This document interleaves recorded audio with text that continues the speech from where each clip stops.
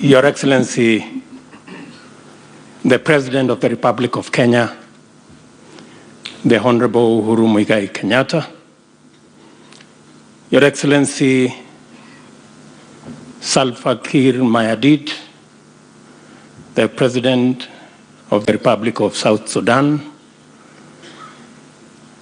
Your Lordship, the Chief Justice and President of the Supreme Court, Justice Maraga,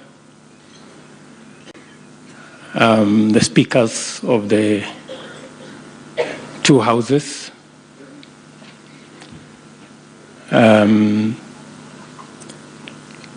former Vice President Kalonzo Musyoka,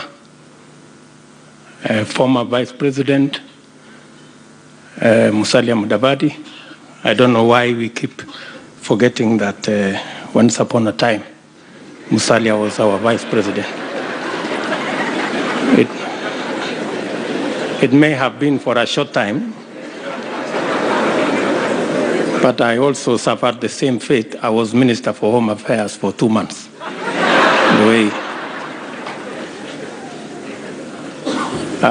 Cabinet secretaries present, ambassadors and high commissioners, leaders of majority in the two houses, our governors who are present here, members of county assemblies, ladies and gentlemen, good morning. I said good morning. Good morning. God is good All the time. and all the time. I'm going to make it brief. First, I want to congratulate the parliamentary choir. I think to be fair to them, today's attempt was way superior compared to what it was last year.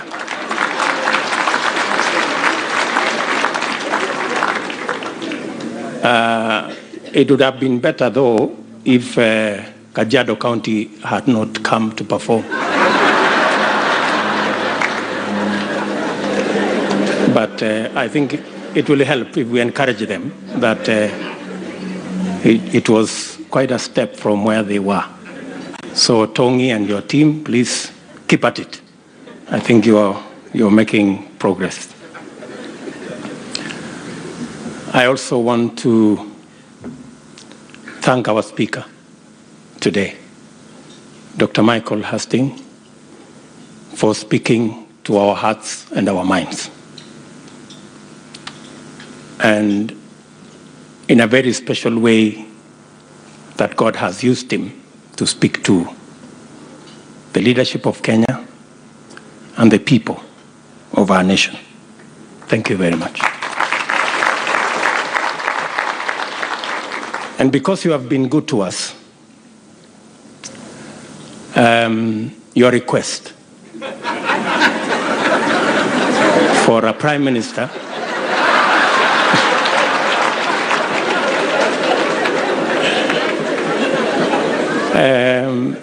we have a retired one in Kenya, and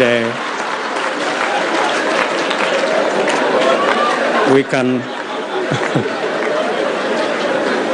and since the Constitution has abolished the position of Prime Minister in Kenya, so he may not have it anytime soon. So we will send you his CV. Maybe you can consider.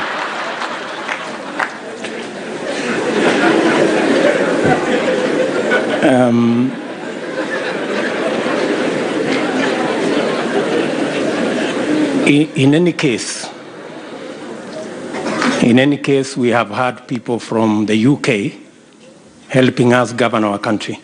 So it may just be a good opportunity for us to pay back and send you something.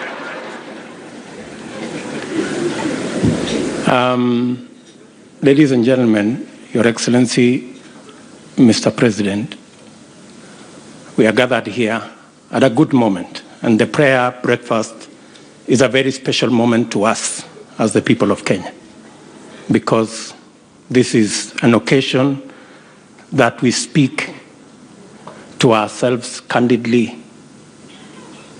in a very straightforward manner.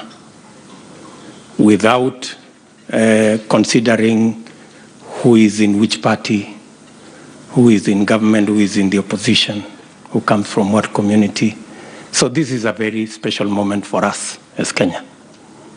And I agree with Sam Bokisho that other countries may want to consider prayer breakfasts like this that bring people together.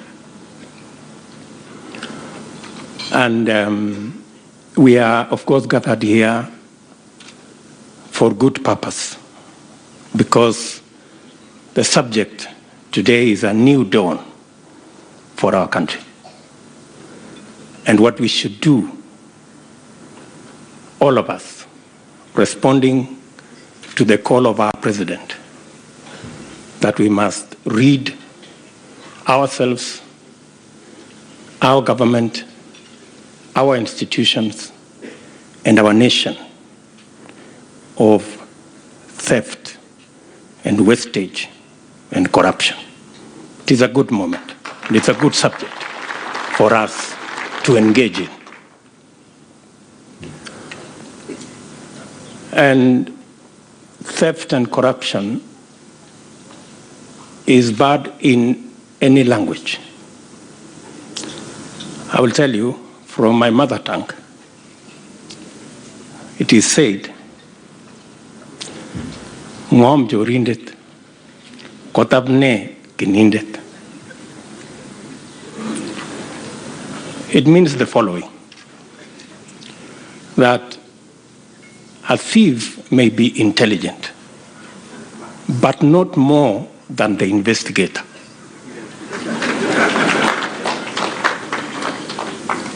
And I think it is an encouragement to our investigative authorities that it is long held that the job that you do is possible.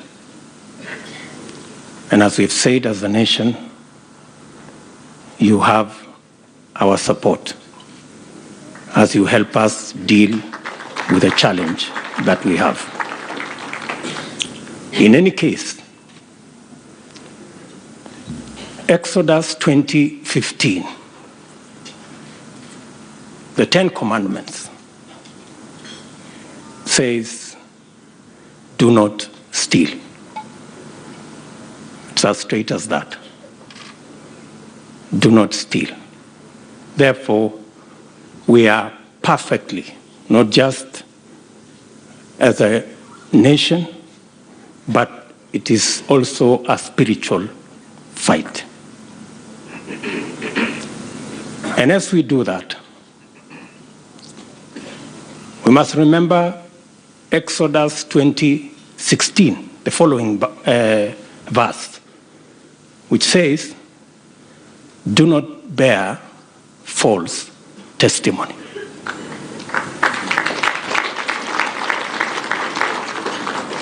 The president and I were once victims of schemes and machinations and false testimony. It took the hand of God and prayer for us to get out. And we do not want any Kenyan to suffer such again. And as we pursue this very noble cause for the soul of our nation, we must remember to inspire the hawker to own a kiosk, and the gentleman who owns a kiosk to own a shop, and the one who owns a shop to own a mini market, and the one who owns a mini market to own a supermarket and a wholesale. We must remember to inspire the person who walks to buy a bicycle, and the one who rides a bicycle to buy a boda boda, and the boda boda guy to buy a tuk-tuk, and the tuk-tuk gentleman to buy a second-hand vehicle, and the one of the second-hand vehicle to buy a new car. That we must. Because as we've been told by the Speaker, this nation does not belong to the elite alone. It belongs to 45 million Kenyans. And finally, I have a confession to make. Finally.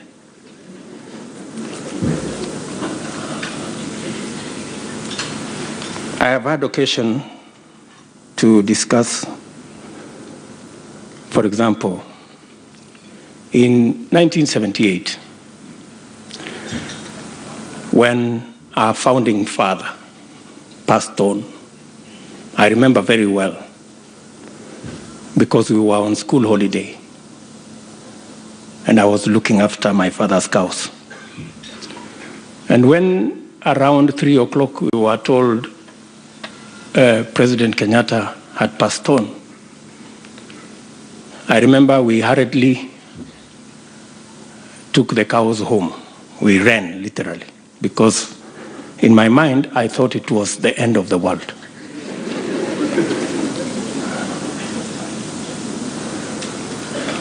And then in 1980, when I was preparing to do Standard 7 exams, CPE, that was called then, I remember very well when I went to do the exams, I was barefoot because, of course, that was the nature of the village life. We didn't have shoes. My father bought me my first shoe in 1981 from a Mr. Onyango on the street for 60 shillings because he could not afford the butter shoes. Why am I saying this? Today, as you can see, the gentleman who did not have shoes is sitting at the high table.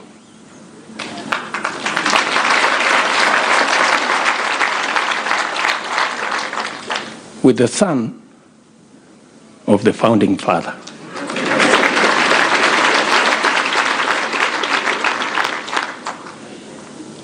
So the confession I want to make is when you see some of us go to church and pray and lift up our hands, sometimes shed tears, make this or that contribution, it is because we cannot forget where God has brought us from.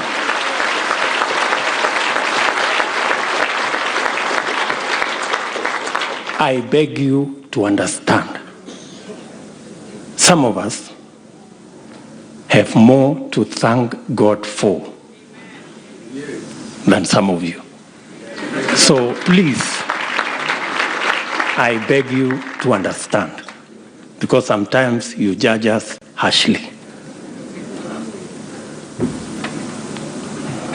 With those many remarks, ladies and gentlemen, with the permission of His Excellency the President of Kenya,